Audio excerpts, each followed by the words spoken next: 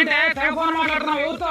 మా పిల్లలు ఆడవాళ్ళంతా ఒక సంఘం ఏర్పాటు చేసుకున్నాం. అబ్బో, సంఘం పేరేంటో? గాయపడ్డ ఆడవాళ్ళ సంఘం. మరి మీ సంఘం కోరికలు ఏంటో? మేము ఇంటి పని కష్టపడి చేస్తున్నాంగా, మాకు కూడా జీతం కావాలి. ఎంత?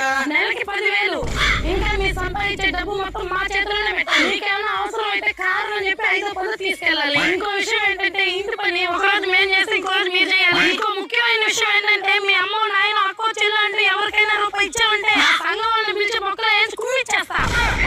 భలే ఉందా మీ సంఘం? అడిగినట్టే జీతం ఇస్తాలే గానీ ఇప్పుడు నువ్వు ఎక్కడ ఉంటున్నావు? ఇంట్లో మనది కాదు, నాది. నా ఇంట్లో నువ్వు ఉంటున్నావు అనుకో, నెలకు 3,000 రెంట్ కట్టాలి. ఇంకోటి 3 కోట్ల అన్నం కట్టుతున్నావు, రోజుకు 200 వేస్తున్నావు, నెలకు 6,000, 3,000, 6,000, 9,000. వాటి నీ ఫోన్ కి టీవీకి రీఛార్జ్లు కరెంట్ బిల్లు అన్ని కలిపి నెలకు 3,000, 9,000, 3,000, 12,000.